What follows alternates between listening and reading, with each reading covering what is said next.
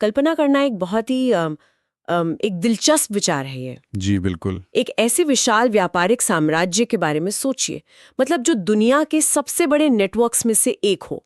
उस कंपनी का हर एक बड़ा अनुबंध, हर एक जहाज, हर एक बैंक खाता, सब कुछ एक ही व्यक्ति के नाम पर है। हाँ, कागज पर तो वही मालिक है। बिल्कुल, वो व्यक्ति कानूनी तौर पर उस पूरे साम्राज्य का मालिक है। लेकिन यहाँ एक बहुत बड़ी शर्त है। अच्छा, कैसी शर्त? वो मालिक ना तो खुद जहाज का स्टीयरिंग पकड़ सकता है, ना ही अपनी मर्जी से किसी कर्मचारी को निकाल सकता है, और तो और बोर्ड ऑफ डायरेक्टर्स की सलाह के बिना वो कोई फैसला भी नहीं ले सकता। मतलब नाम बड़े और दर्शन छोटे वाली बात हो गई है तो। हाँ हाँ, कुछ वैसा ही। और जब बात भारत के राष्ट्रपति की आती है ना, तो ये विरोधाभास सबसे ज्यादा चौंकाता है। ये देश का सबसे शक्तिशाली पद है, लेकिन इसकी शक्ति का स्वरूप बहुत ही अलग है। सही कहा आपने। और ये विरोधाभास ही इस पूरे ढांचे की सबसे बड़ी खूबी है। अक्सर जब प्रतियोगी परीक्षाओं की तैयारी की जाती है, जैसे एसएससी, बीपीएससी या बिहार पुलिस की, हाँ, जो कि बहुत आम है आजकल। तो होता क्या है कि छात्र भारतीय संविधान के इन अनुच्छेदों को बस रट्टा मार लेते हैं। बिल्कुल, बिना समझे कि ऐसा क्यों है। जी, बिना ये समझे कि इस पद को ऐसा बनाया ही क्यों गया था, इसके पीछे की फिलॉसफी क्या थी। और इसी चुनौती को, मतलब इस रटने वाली आदत को खत्म करने के लिए आज हमारे सामने कुछ बहुत ही शानदार स्रोत हैं। स्टडी वेल 91 द्वारा तैयार किए गए कुछ बेहतरीन स्टडी नोट्स हमारे पास हैं। मैंने देखे हैं वो नोट्स। उनका डिजाइन बहुत ही सोच समझकर बनाया गया है ना? एकदम क्लीन बैकग्राउंड, कीवर्ड्स को अच्छे से हाईलाइट किया गया है, और वो जो नोटबुक थीम है वो काफी आकर्षक है। बिल्कुल, एक स्पष्ट विजन दिखता है कि किस तरह जटिल संवैधानिक नियमों को एकदम सिंपल भाषा में तोड़ा जाए ताकि हर स्टूडेंट को समझ आए। आज की हमारी इस गहन चर्चा का आधार बनेंगे। तो आइए इसे विस्तार से समझते हैं। आज का हमारा विषय है अनुच्छेद 52 से 61, यानी राष्ट्रपति का पद। जी।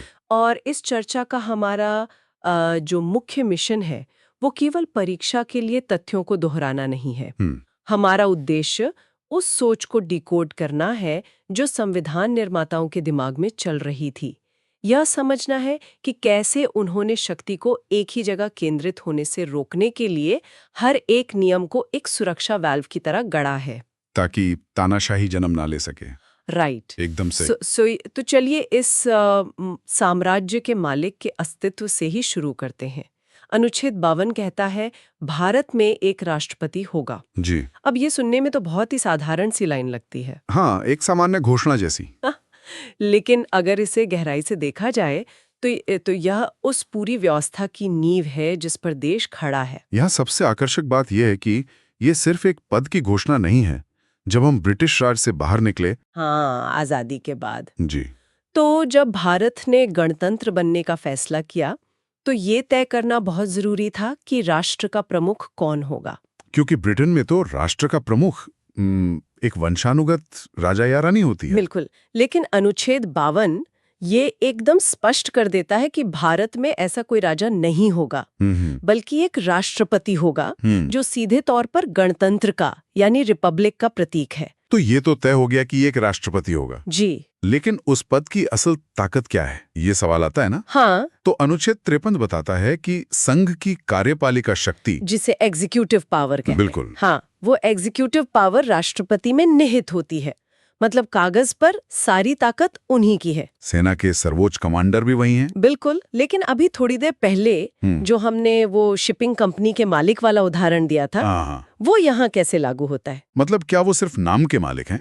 वो उदाहरण यहाँ बिल्कुल सटीक बैठता है। देखिए, अनुच्छेद 53 कहता है कि शक्तियां राष्ट्रपति में निहित है और वे इनका उपयोग सीधे या अपने अधीनस्थ अधिकारियों के माध्यम से करेंगे। अच्छा। लेकिन, और यहीं पर पेच है, जब हम पूरी संवैधानिक व्यवस्था को देखते हैं, विशेषकर जब इसे अनुच्छेद 74 के साथ मिलाकर पढ़ते हैं। अनुच्छेद 74, जहां मंत्री परिषद का जिक्र है। बिल्कुल सही। तो तस्वीर एकदम साफ हो जाती है। राष्ट्रपति अपनी इन शक्तियों का इस्तेमाल केवल और केवल प्रधानमंत्री और उनकी मंत्री परिषद की सलाह पर ही कर सकते हैं। अच्छा, मतलब वे अपनी मर्जी से कुछ नहीं कर सकते। जी, वे अपनी मर्जी से ना तो युद्ध की घोषणा कर सकते हैं और ना ही अपनी मर्जी से कोई कानून बना सकते हैं। तो एक तरह से ऐसा लगता है कि वे सिर्फ एक रबर स्टैंप है। अक्सर लोग ऐसा कह देते हैं। हाँ, मतलब अगर प्रधानमंत्री ही सब कुछ कर रहे हैं तो इतने बड़े और इतने महंगे पद की जरूरत ही क्या है? ये सवाल तो अक्सर मतलब बहस का मुद्दा रहता ही है। ये एक बहुत ही स्वाभाविक शंका है। जो भी छात्र पहली बार इसे पढ़ता है उसके दिमाग में ये सवाल आता ही है। बिल्कुल। लेकिन उन्हें रबर स्टैंप कहना इस सर्वोच्च पद की गरिमा को कम करना होगा। तो फिर उनकी असली भूमिका क्या है? दरअसल राष्ट्रपति एक संवैधानिक रक्षक यानी एक कॉन्स्टिट्यूशनल गार्डियन की तरह काम करते हैं। सोचिए, जब आम चुनाव होते हैं और किसी भी पार्टी को स्पष्ट बहुमत नहीं मिलता, त्रिशंकु लोकसभा जिसे कहते हैं। हाँ, ये जब कोई बड़ा संवैधानिक संकट खड़ा हो जाता है, तब यही मालिक तय करता है कि सरकार बनाने का पहला मौका किसे मिलेगा। अरे वाह, ये तो बहुत बड़ी जिम्मेदारी है। बिल्कुल, वे एक निष्पक्ष और तटस्थ मध्यस्थ होते हैं जो ये सुनिश्चित करते हैं कि लोकतंत्र के खेल के नियम सही तरीके से माने जा रहे हैं या नहीं। ये एक बहुत ही महत्वपूर्ण नजरिया है समझने के लिए। जी। तो अगर ये पद इतना गरिमामय और तटस्थ है तो अगला स्वाभाविक सवाल ये उठता है कि इस कुर्सी तक पहुंचता कौन है? और ये चुनाव आखिर होता कैसे है? तो अनुच्छेद 54 जो है वो निर्वाचक मंडल या इलेक्टोरल कॉलेज की बात करता है। सही। लेकिन यहीं पर एक बहुत बड़ा विरोधाभास नजर आता है मुझे। कैसा विरोधाभास? भारत दुनिया का सबसे बड़ा लोकतंत्र है। जी। है ना? जहां एक आम नागरिक पंचायत से लेकर संसद तक के लिए सीधा वोट डालता है। जी। तो फिर देश के सबसे बड़े पद के लिए सीधा चुनाव क्यों नहीं होता? ये सवाल बहुत ही लाजमी है और आपको बता दूं कि सवाल पर संविधान सभा में भी बहुत लंबी बहस हुई थी। अच्छा। जी, जरा सोचिए, अगर देश के हर एक नागरिक को राष्ट्रपति के लिए वोट डालने का अधिकार दे दिया जाता तो क्या होता?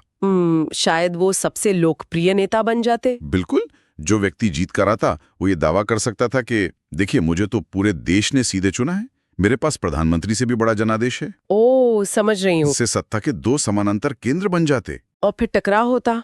जी। प्रधानमंत्री और राष्ट्रपति हर छोटे बड़े फैसले पर एक दूसरे से टकरा सकते थे। यानी ये तो वही बात हो गई कि एक म्यान में दो तलवारें रखने वाली स्थिति बन जाती। एकदम सटीक मुहावरा इस्तेमाल किया आपने, बिल्कुल ऐसा ही होता। इसीलिए संविधान निर्माताओं ने अनुच्छेद 54 के तहत एक अप्रत्यक्ष चुनाव प्रणाली को अपनाया। अप्रत्यक्ष प्रणाली? हाँ, इस निर्वाचक मंडल में केवल और केवल जनता द्वारा चुने गए प्रतिनिधि ही हिस्सा लेते हैं। मतलब हम जिनको चुनते हैं वो आगे राष्ट्रपति को चुनते हैं। जी, यानी लोकसभा और राज्यसभा के निर्वाचित सदस्य और सभी राज्यों की विधानसभाओं के निर्वाचित सदस्य। एक मिनट, यहाँ आपने निर्वाचित शब्द पर इतना जोर क्यों दिया?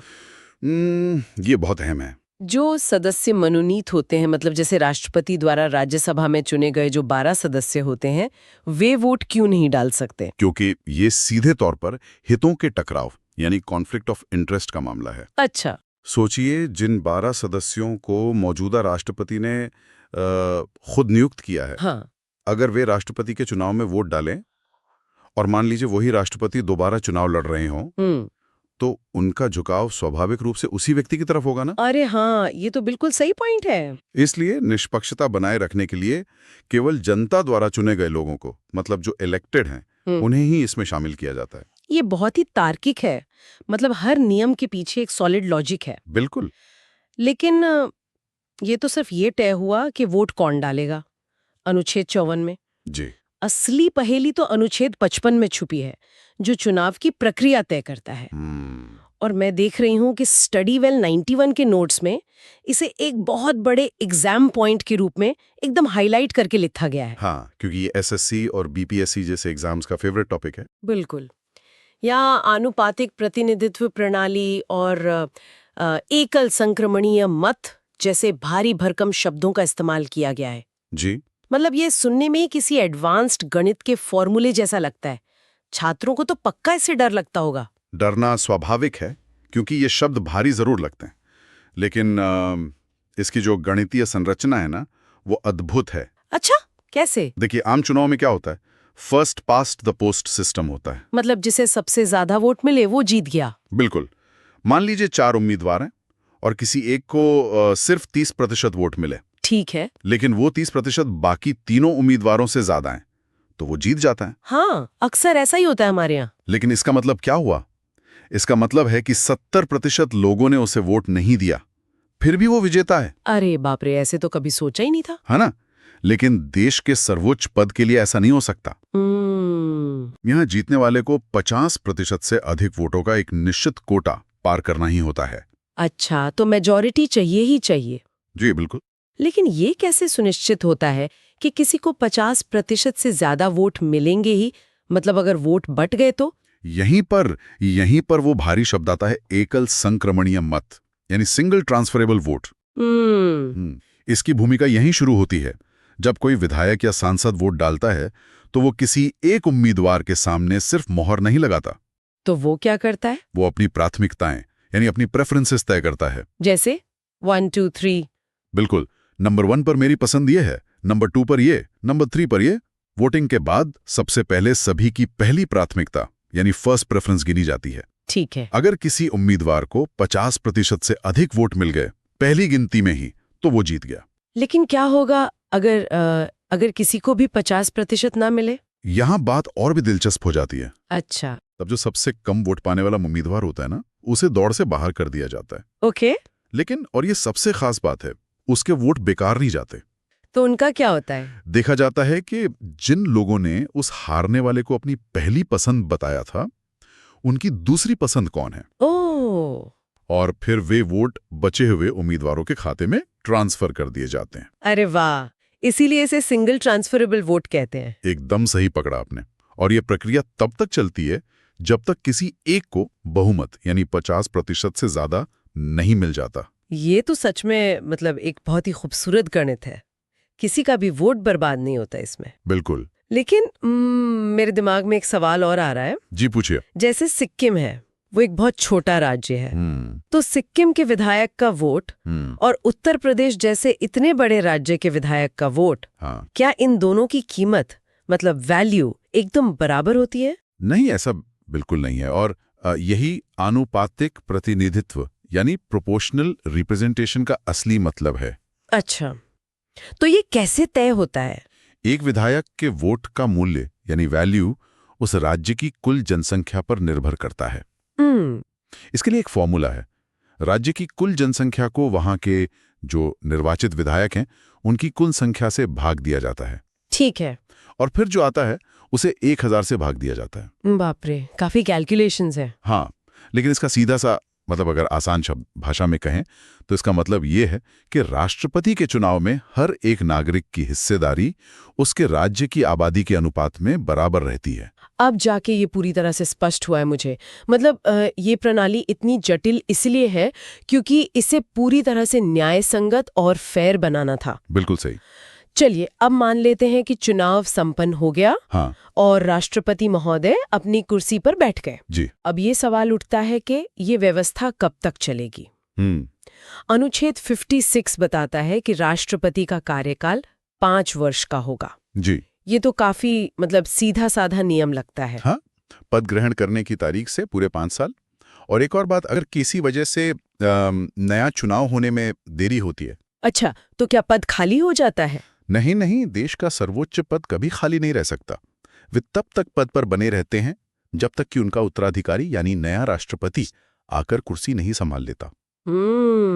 ये बहुत जरूरी पॉइंट है एग्जाम के लिए। बिल्कुल। लेकिन क्या ये 5 साल पूरे होने के बाद वे हमेशा के लिए घर चले जाते हैं? ऐसा जरूरी नहीं है। हाँ, और ये हमें अनुच्छेद 57 की तरफ ले जाता है जो पुनर्निर्वाचन यानी री इलेक्शन की बात करता है। जी। क्या वही व्यक्ति दोबारा राष्ट्रपति बन सकता है? कहता है कि कोई भी व्यक्ति जो राष्ट्रपति है या रह चुका है वो दोबारा चुनाव लड़ने के योग्य है। और संविधान ने इस पर कोई रोक नहीं लगाई है कि वह कितनी बार चुनाव लड़ सकता है। ये एक बहुत ही चौंकाने वाली बात है मेरे लिए। ऐसा क्यों?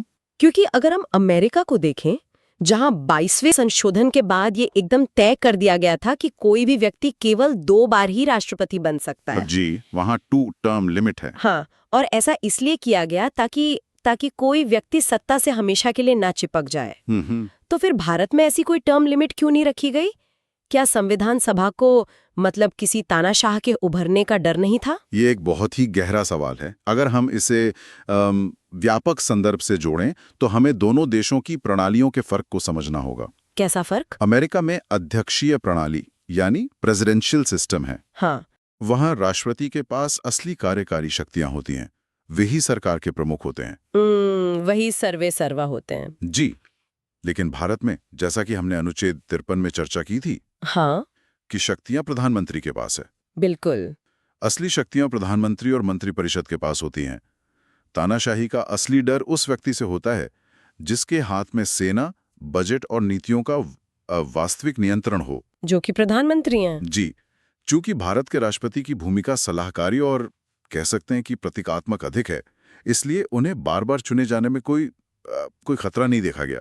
ये बहुत ही सूक्ष्म, मतलब माइन्यूट, लेकिन बहुत गहरी बात बताई आपने। जी। हालांकि नोट्स में मैं देख रही हूँ, ये भी मेंशन्ड है कि भारत के इतिहास में केवल डॉक्टर राजेंद्र प्रसाद ही ऐसे राष्ट्रपति हुए हैं जिन्होंने लगातार 2 कार्यकाल पूरे किए। बिल्कुल सही। उसके बाद से ये एक अलिखित परंपरा, मतलब एक अनरिटन रूल सा बन गया है कि कोई भी व्यक्ति दोबारा इस पद पर नहीं आता। और ये भारतीय लोकतंत्र की परिपक्वता को दर्शाता है कि बिना किसी लिखित नियम के भी हमने लोकतांत्रिक मर्यादाओं का इतनी खूबसूरती से पालन किया है। बहुत सही कहा। तो अब तक हमने पद, उसकी शक्ति, चुनाव का गणित और कार्यकाल, इन सब को अच्छे से समझ लिया है। जी। लेकिन एक बहुत ही बुनियादी सवाल अभी भी बाकी है। कौन सा? क्या कोई भी आम इंसान, मतलब मेरे या आपके जैसा, इस पद तक पहुंच सकता है? अनुच्छेद 58 राष्ट्रपति बनने की योग्यताओं यानी क्वालिफिकेशंस को परिभाषित करता है। जी। इसमें लिखा है भारत का नागरिक होना चाहिए, 35 वर्ष की आयु पूरी कर चुका हो और लोकसभा का सदस्य चुने जाने की योग्यता रखता हो। बिल्कुल। मुझे यहाँ ये जो 35 वर्ष की आयु सीमा है ना, ये थोड़ी अजीब लगती है। क्यों? देश के सर्वोच्च पद के लिए 35 वर्ष, मतलब ये तो काफी कम उम्र लगती है। देखिए, ये एक न्यूनतम सीमा यानी मिनिमम एज लिमिट है। इसका उद्देश्य सिर्फ ये सुनिश्चित करना है कि उस व्यक्ति के पास जीवन और समाज का पर्याप्त अनुभव हो, एक परिपक्वता हो। अच्छा। लेकिन संविधान निर्माताओं ने जानबूझकर कोई अधिकतम सीमा यानी मैक्सिमम लिमिट नहीं रखी। वो क्यों? क्योंकि वे नहीं चाहते थे कि आयु के आधार पर किसी बहुत ही योग्य और अनुभवी व्यक्ति को इस अवसर से वंचित कर दिया जाए। ये भी सही है। लेकिन लोकसभा का सदस्य बनने की योग्यता क्यों? क्या राष्ट्रपति को लोकसभा का सदस्य होना जरूरी है? अरे नहीं नहीं, सदस्य होना बिल्कुल जरूरी नहीं है, बल्कि ध्यान दीजिएगा, सदस्य बनने के योग्य होना जरूरी है। अच्छा, इसमें फर्क है? बहुत बड़ा फर्क है। इसका सीधा सा मतलब ये है कि व्यक्ति दिवालिया ना हो, विकृत मानसिकता का ना हो और सबसे जरूरी, मतदाता सूची में उसका नाम हो। ओके, समझ गई। लेकिन असली पेंच योग्यता में नहीं है। तो पेंच कहाँ है? जिसे ऑफिस ऑफ प्रॉफिट कहते हैं। हाँ। वो धारण नहीं करेगा। जी। इसका वास्तविक अर्थ क्या है? मतलब मान लीजिए कोई बहुत बड़ा उद्योगपति है जिसकी अपनी एक बहुत बड़ी कंपनी है। जी। क्या वो राष्ट्रपति बन सकता है? देखिए, अगर वो चुनाव जीत जाता है तो बिल्कुल बन सकता है। लेकिन उससे अपनी कंपनी के किसी भी ऐसे पद से इस्तीफा देना होगा जहां से उसे कोई वित्तीय लाभ या फाइनेंशियल फायदा मिल रहा हो। मतलब कोई सैलरी या प्रॉफिट नहीं ले सकता? बिल्कुल नहीं।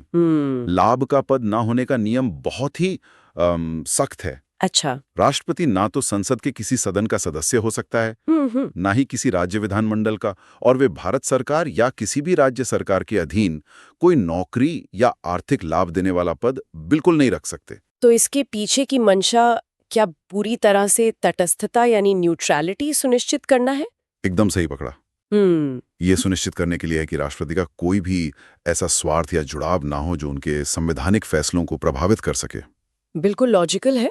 अगर कोई व्यक्ति किसी सरकारी या निजी संस्था से आर्थिक रूप से जुड़ा है तो वो निष्पक्ष कैसे हो सकता है?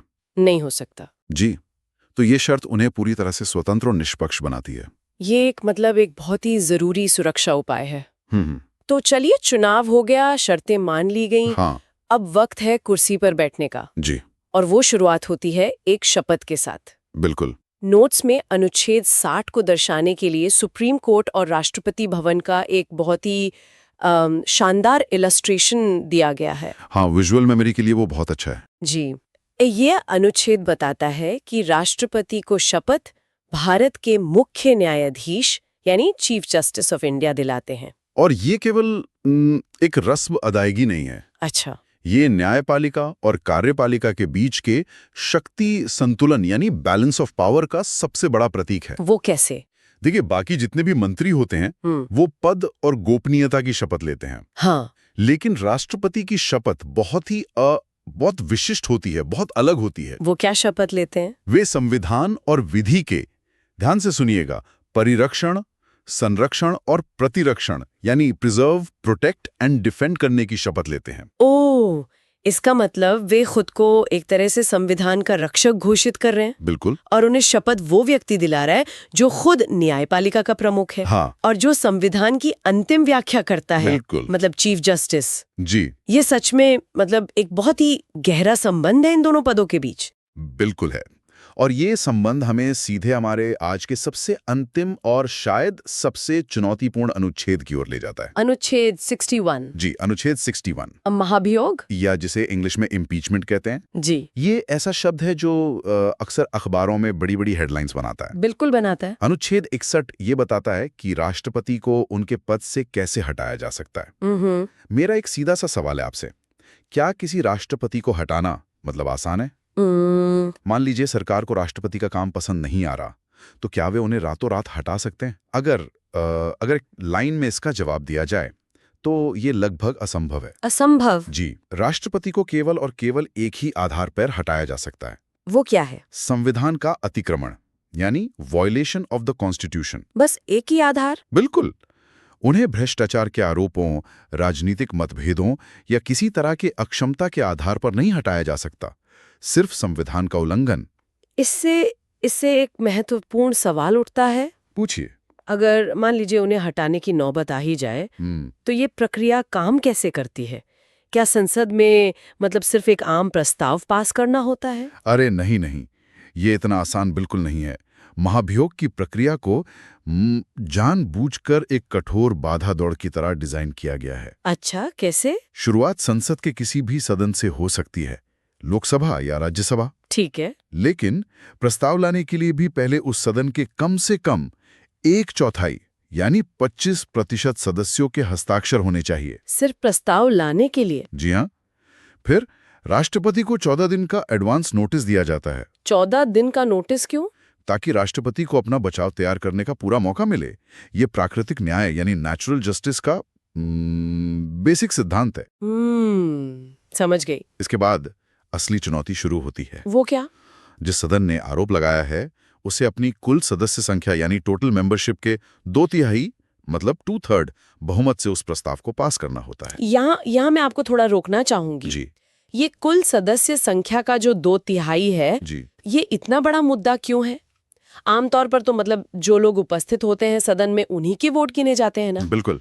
और यही महाभियोग की सबसे बड़ी ढाल है। अच्छा। उपस्थित और मतदान करने वाले सदस्यों का बहुमत हासिल करना किसी भी सत्तारूढ़ पार्टी के लिए आसान हो सकता है। हाँ, वो तो उनके सांसद आएंगे ही। लेकिन जब बात सदन की कुल सदस्य संख्या यानी एब्सोल्यूट टोटल स्ट्रेंथ की आती है, तो इसका मतलब है कि आपको विपक्ष के भी कई सांसदों का समर्थन चाहिए ही होगा। ओह, अब समझी पेंच। जी। कोई भी एक राजनीतिक पार्टी, चाहे वो कितनी भी शक्तिशाली क्यों ना हो, आसानी से इतना बड़ा आंकड़ा मतलब 2/3 टोटल स्ट्रेंथ अकेले नहीं जुटा सकती। ये तो मतलब एक बहुत ही शानदार सुरक्षा वॉल्व है ना? मतलब अब सरकार अकेले अपने दम पर राष्ट्रपति को किसी भी हाल में नहीं हटा सकती। बिल्कुल नहीं।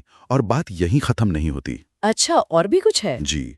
एक सदन से पास होने के बाद प्रस्ताव दूसरे सदन में जाता है। दूसरा सदन उन आरोपों की एक तरह से जांच करता है। ठीक है। इस जांच के दौरान राष्ट्रपति को खुद उपस्थित होने या अपने वकील के माध्यम से अपना पक्ष रखने का पूरा अधिकार होता है। अगर ये दूसरा सदन भी जांच के बाद अपनी कुल सदस्य संख्या के 2/3 बहुमत से प्रस्ताव को सही ठहरा देता है, बाप रे। जी, केवल तभी राष्ट्रपति को उनके पद से हटाया जा सकता है। ये प्रक्रिया तो मतलब इतनी ज्यादा जटिल है कि ये एकदम स्पष्ट हो जाता है कि क्यों आज तक भारत के इतिहास में किसी भी राष्ट्रपति पर महाभियोग नहीं लगाया गया। बिल्कुल। ये सच में एक ऐसा एक ऐसा अभेद्य किला है जिसे कोई राजनीतिक पार्टी आसानी से भेद ही नहीं सकती। और यही संविधान निर्माताओं की असल दूरदर्शिता थी। वे चाहते थे कि राष्ट्रपति हमेशा राजनीतिक दबावों से एकदम मुक्त रहें, बिना इस डर के कि कोई नाराज प्रधानमंत्री उन्हें रातों रात हटा देगा। क्या बात है। तो इस तरह हम अनुच्छेद 52 से 61 तक का ये बेहतरीन सफर पूरा करते हैं। जी। मैं देख रही हूँ कि स्टडी वेल 91 के नोट्स के आखिर में एक बहुत ही मददगार मेमोरी ट्रिक भी दी गई है। हाँ, वो पर्पल बॉक्स वाली ट्रिक। जी। एक पर्पल बॉक्स में लिखा है 52 से 61 बराबर राष्ट्रपति की पूरी कहानी। ये ट्रिक सच में बहुत कारगर है। मुझे भी लगता है परीक्षा के दबाव में, जब इतना सारा सिलेबस होता है तो चीजों को याद रखने के लिए ये बहुत काम आ सकती है। बिल्कुल। जब इन अनुच्छेदों को अलग अलग रटने के बजाय हम एक क्रमिक कहानी की तरह देखते हैं ना, हाँ, तो दिमाग इन्हें एक लॉजिकल सीक्वेंस में स्टोर कर लेता है। सही कहा आपने। तो इस सब का असल मतलब क्या है? जो छात्र किसी भी प्रतियोगी परीक्षा की तैयारी कर रहे हैं जी। या जो लोग सिर्फ भारतीय राजनीति को समझना चाहते हैं, उनके लिए आइए इसे एक ही सांस में समेट लेते हैं, क्विक रिवीजन हो जाए। बिल्कुल, ये बहुत जरूरी है। तो अनुच्छेद 52 कहता है कि देश में एक राष्ट्रपति होगा। जी। अनुच्छेद 53 उन्हें कार्यपालिका की शक्तियां सौंपता है। बिल्कुल। अनुच्छेद 54 बताता है कि उन्हें वोट कौन देगा, यानी निर्वाचक मंडल कौन होगा। अनुच्छेद 55 में उनके चुनाव का गणित है, वो अनुपातिक प्रतिनिधित्व वाला। सही। अनुच्छेद 56 उनके 5 साल के कार्यकाल की बात करता है। जी। अनुच्छेद 57 ये साफ करता है कि वे दोबारा री इलेक्शन लड़ सकते हैं। अनुच्छेद 58 उनकी योग्यताओं जैसे 35 वर्ष की आयु को बताता है। बिल्कुल। अनुच्छेद 59 लाभ के पद जैसी जो कड़ी शर्तें हैं उन्हें लागू करता है। जी। अनुच्छेद 60 में वे संविधान की रक्षा की चीफ जस्टिस के सामने शपथ लेते हैं। और अंत में अनुच्छेद 61 वो जटिल महाभियोग प्रक्रिया है जिससे उन्हें हटाया जा सकता है। ये एक बहुत ही बेहतरीन और सटीक सारांश है। शुक्रिया। और नोट्स के अंत में एक बहुत ही सही सलाह दी गई है कि इन कॉन्सेप्ट्स को अच्छे से समझकर दिमाग में बिठा लेना चाहिए। क्योंकि प्रतियोगी परीक्षाओं में यही नियम बार बार नए नए तरीकों से घुमाकर पूछे जाते हैं। ये बिल्कुल सच है। कॉन्सेप्ट क्लियर होना ही सफलता की कुंजी है। बिल्कुल। और इस चर्चा को समाप्त करते हुए मैं बस एक विचार सामने रखना चाहूंगा। जी जरूर। हम अक्सर इन अनुच्छेदों को परीक्षा पास करने के लिए बस नंबरों की तरह याद करते हैं, है ना? रट्टा मार लेते हैं। हम रटते हैं कि 54 में क्या है और 61 में क्या है। लेकिन अगर हम एक कदम पीछे हटकर देखें तो ये 52 से 63 तक का जो क्रम है, ये सिर्फ नंबरों की सूची नहीं है। तो फिर क्या है? ये एक अदृश्य सुरक्षा जाल है। ये जाल ये सुनिश्चित करने के लिए बुना गया है कि दुनिया के सबसे बड़े लोकतंत्र में सत्ता कभी भी किसी एक व्यक्ति के हाथ का खिलौना ना बन सके। वाह! ये सच में विचार करने योग्य बात है कि कैसे कागज पर लिखे कुछ नियम दशकों से इस विशाल देश को एक तानाशाही में बदलने से रोके हुए हैं। ये सच में सोचने पर मजबूर करने वाला विचार है। क्या हमारी आज़ादी उन लोगों की वजह से सुरक्षित है जो सत्ता में है? जी। या उस व्यवस्था की वजह से सुरक्षित है जो उन्हें हर पल नियंत्रित करती है? बहुत खूब। इसी सवाल के साथ हम आज की इस गहन चर्चा को यहीं विराम देते हैं। ज्ञान के इन पन्नों के पीछे छिपे असली अर्थों को खोजना ही तो असली शिक्षा है। आज हमारे साथ जुड़ने के लिए बहुत बहुत धन्यवाद।